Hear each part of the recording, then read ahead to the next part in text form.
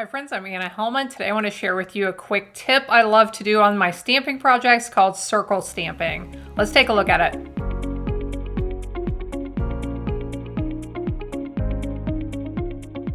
This technique allows you to take one stamp, use it multiple times, and get it stamped in a perfect circle, so when you're finished it's going to look basically kind of like a wreath.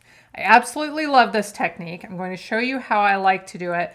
Now, my positioner, which I am loving this new positioner, has a spot right here in the center with a little angle marked on it that's made to line things up at an angle. I'm going to use this, but I want to show you, if you don't have this position or you don't have that ability on your stamping tool, what you can do. And here it is. You can use a piece of scrap paper. This is one of my grid papers that fits in the base of this, but you can use any scrap paper that you can lay into a stamping tool and just trace the piece of cardstock that you are going to use, that size, trace it on here. This is going to be your template for turning your paper each time.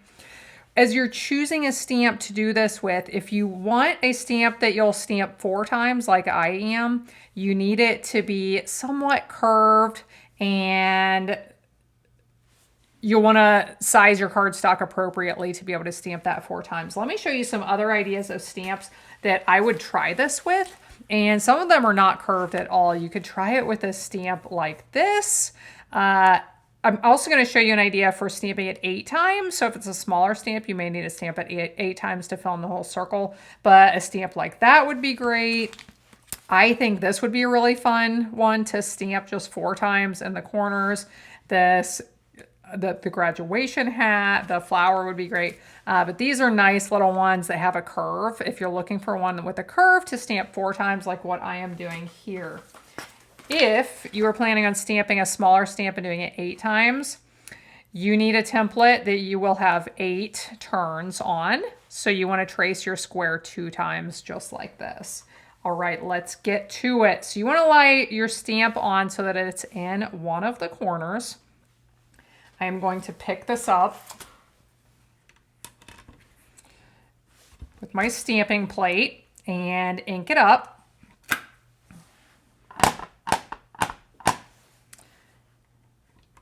Go ahead and stamp. And now I will rotate. So whether you have the template drawn onto some paper or you are doing this the same way as I am, you just want to rotate it 1 turn. Go ahead and stamp again. Rotate again.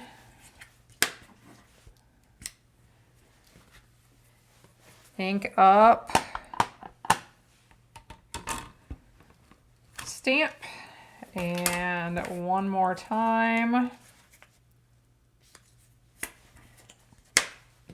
I have done this technique with a lot of different stamps. It's really fun with flower stamps to make something that looks like a little floral wreath.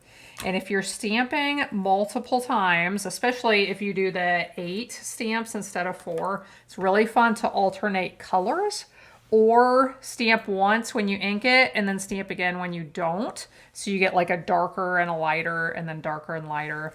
But here is the end result. Now let's put this on a card real quick and you're going to see how this comes together and looks really nice.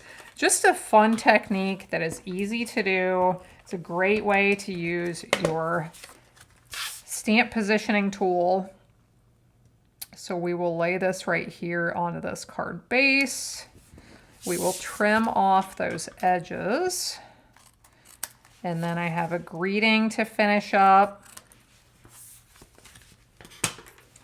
Here is the Stampin' Die set I used for this Delicate Whispers. This has some beautiful stamps. I love the idea of using both of these together around a greeting stamp in the middle.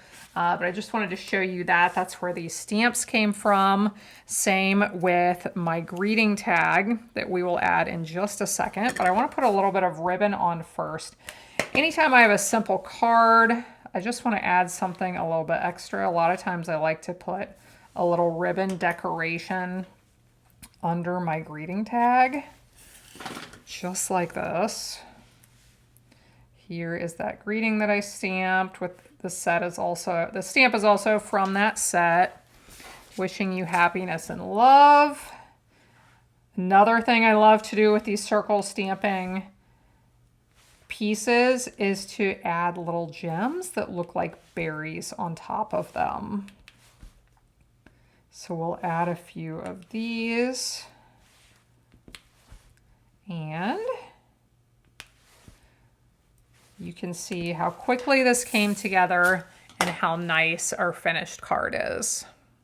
Thanks so much for watching along. If you like tips and tricks to make your crafting simpler, quicker, or more fun, make sure you subscribe, hit the bell so you get all the notifications when I release new videos. I appreciate you being here, and I hope you'll be back again next time when I'll be here helping you to hand make with love.